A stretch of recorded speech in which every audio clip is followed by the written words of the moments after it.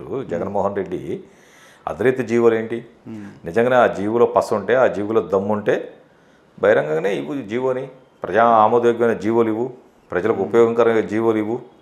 అంతే తప్ప ప్రతిపక్ష నాయకుడు నేను సొంత నియోజకవర్గం కుప్పం పోనేనని చెప్పేసి ఇవాళ మా ప్రచార రథాలని, అదేవిధంగా మా డీజేలని మొత్తాన్ని తీసుకుని పోలీస్ స్టేషన్లో పెట్టి డ్రైవర్ దగ్గర నుంచి తాళాలు లాక్కొని మొత్తం ఆ స్టాఫ్ను మొత్తానికి స్టేషన్లో నిర్బంధించారని చెప్పేసి ఇవాళ టీవీలో వార్తలు వస్తున్నాయి. ఎంతకాలం నిర్బంధిస్తావు? ఇంకో గంట నిర్బంధిస్తావు, గంట తర్వాత మొత్తం ప్రజలు వస్తారు, తీసుకుని పోతారు. ఏం చేస్తుంది నీ పోలీస్? ఏం చేయగలిగింది నీ పోలీస్?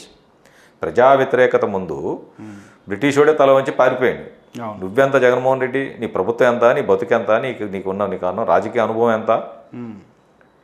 ఈ 3.5 సంవత్సరాల్లో నువ్వు చేసిన దాష్టికాలన్నీ, దుర్మార్గాలన్నీ, ప్రజల్ని గదిలో పెట్టేది, పిల్లిని గదిలో పెట్టి కొడితే పులి తిరగబడేది అన్నట్టు ఇవాళ ప్రజలను నిర్బంధాలతో పరిపాలించి, నిర్బంధంగా ప్రజలను నువ్వు డబ్బులు ఇచ్చి, బస్సులు పెట్టి, బిర్యానీలు ఇచ్చి, మందు ఇచ్చి, బలవంతంగా తీసుకొచ్చేసి చుట్టూ పోలీసు వాళ్ళని పెట్టి, బారికేడ్లు పెట్టి, కందకాలు తవ్వి జనాన్ని సభలో కూర్చోబెడుతుంటే నువ్వు డాష్ మీద రాని లేచి ఓడిదాన్ని వాడు వెళ్ళిపోతాండే, తెల్లమొహం వేసుకుంటుంటివి.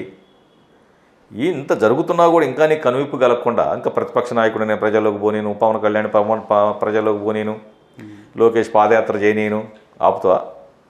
రేపు కుప్పం నుంచి ఇచ్చాపురం వరకు 400 రోజులు 4000 కిలోమీటర్లు లోకేష్ పాదయాత్ర దిగ్విజయంగా నడుస్తుంది. ప్రజలు పూల మీద నడిపిస్తారు లోకేష్ యువగళం పేరుతో. ఎస్, నువ్వు ఆపగలుగుతా? దమ్ము నీకుందా? నీ ప్రభుత్వానికి ఉందా? నీ పోలీసుకుందా?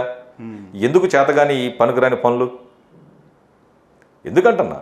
నీకు ప్రజలు ఏదో రాజశేఖర రెడ్డి బిడ్డవని, తండ్రి లేని బిడ్డవని, మీ అమ్మ బైబిల్ పట్టుకొని, మీ చెల్లెమో కాలు చెప్పులు ఎరిగేలాగా ఆమె తిరిగి, నువ్వు తిరిగి, ఇవన్నీ తిరిగి, ఒక పక్కన కుటుంబం మొత్తం భార్య తిరిగి, అందరూ తిరిగితే ఏదో తండ్రి లేని బిడ్డలే పాపం ఒకసారి చూద్దామని చెప్పేసి ఒక అవకాశం ఇస్తే ఈ దుర్మార్గాలు చేయడానికే.